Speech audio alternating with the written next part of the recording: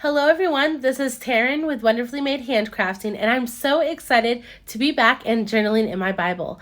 I had a couple weeks off as I was vacationing and celebrating Christmas with my family up north, and so now I'm back and ready to go through the new kit from By the Well for God, Facing Fear.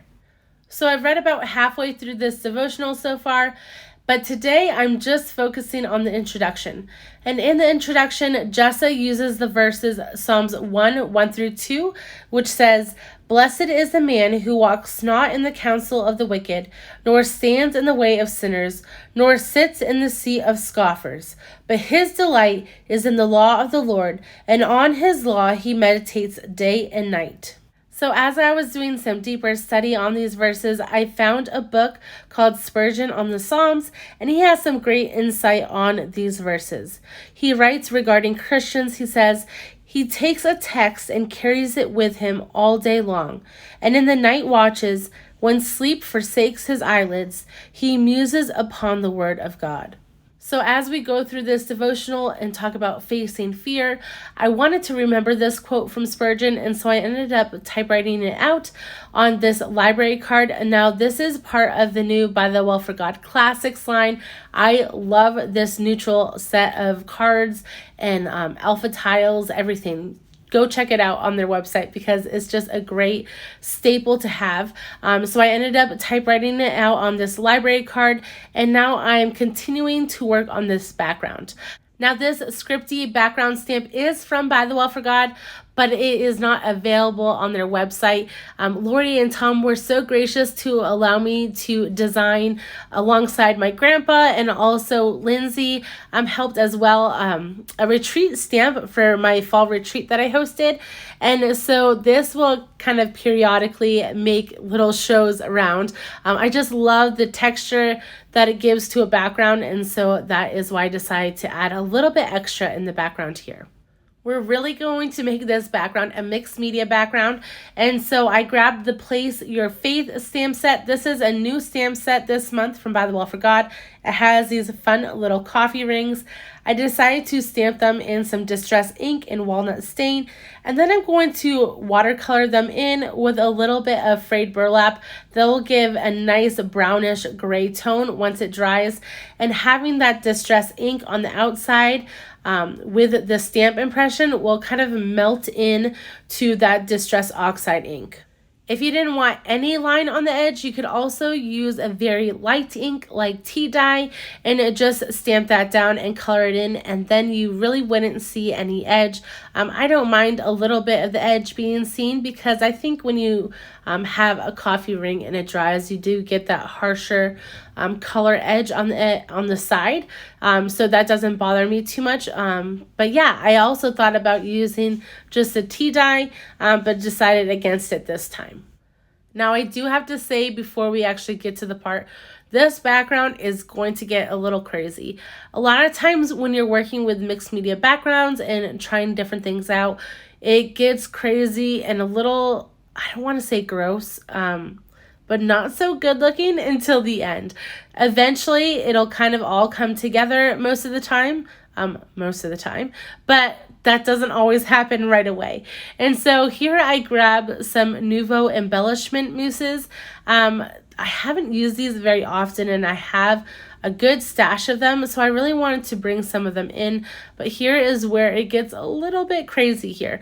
They have a really nice pearlescent finish, and I wanted to kind of place it on different parts of the background, but it ended up being really harsh, and I wasn't really expecting this, and I knew I was going to tone it down with some texture paste in the end, but I still wasn't enjoying this. And so instead I grab a more white pearl Nuvo Embellishment mousse, and I'm going to kind of scrape that over the red to tone it down a bit, which does work. However, now I have this whole left-hand side of my page, which is like a white pearlescent, and it makes the areas where the coffee rings are look weird. Like, why aren't those covered with some Nuvo mousse? And so this is where I'm getting a little worrisome, but I know that most of the time it comes together in the end. So I am spraying it down a little bit and washing it off with just a towel. and then I'm coming over with some tea dye. Now, you're still going to get that pearlescent finish, like for sure. This Nuvo Embellishment Mousse is definitely pearly. So you'll kind of always get that, but it does tone it down just a little bit. And then I grab the new stencil for this month, and I'm going to use some matte texture paste. I know that texture paste will kind of leach up some of the color from below, and so that will make a nice finish to the top of that, and it will also kind of tone down the reds a little bit. I wasn't expecting this embellishment mousse to be so red. I thought it was a little bit more of a maroon color, but you know, you only know when you use it. So now I know for the future. I do really like the look that it gives in the end, the embellishment mousse, but just know that it's super pearly and it's very pigmented. I do decide to hit this texture paste with my heat gun instead of letting it dry naturally. I really like the look that it gives with it bubbling up a little bit, and it also stops the texture paste from leaching too much of the ink, so it still gives that nice contrast with the white.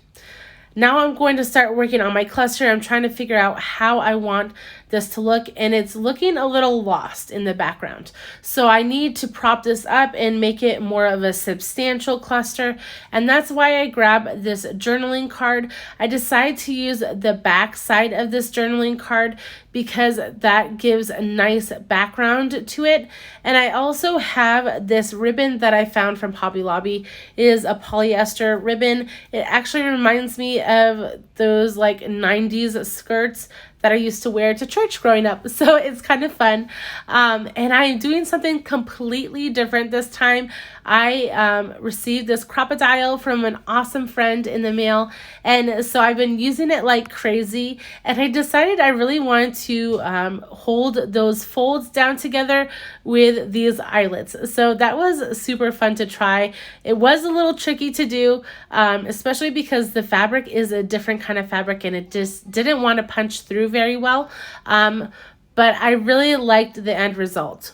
I did decide to punch those two end eyelets first. That did seem to help hold everything together.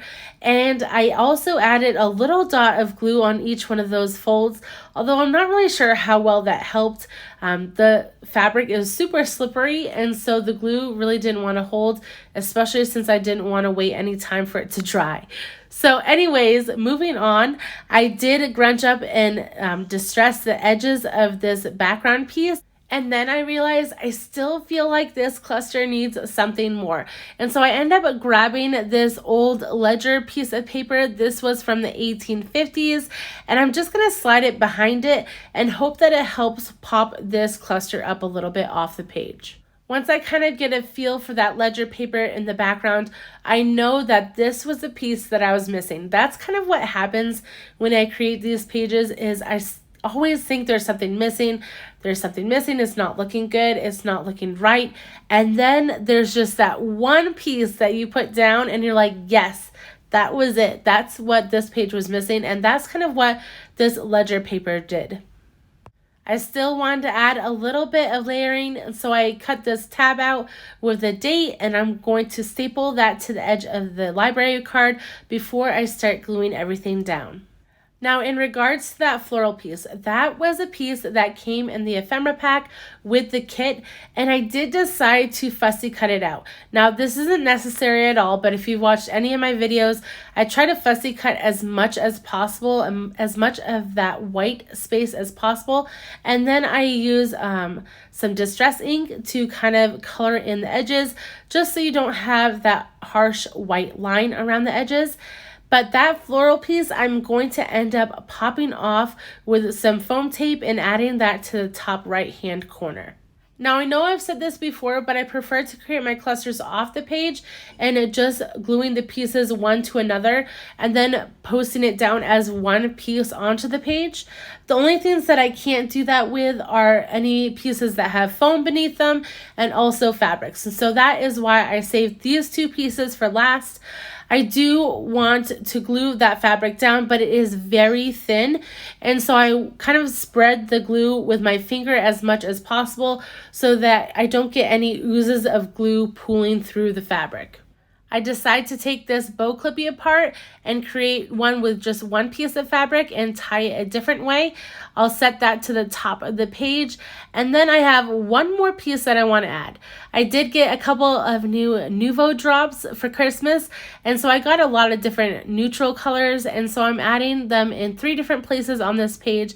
I just like the little extra touch that it adds, and then this page will be complete.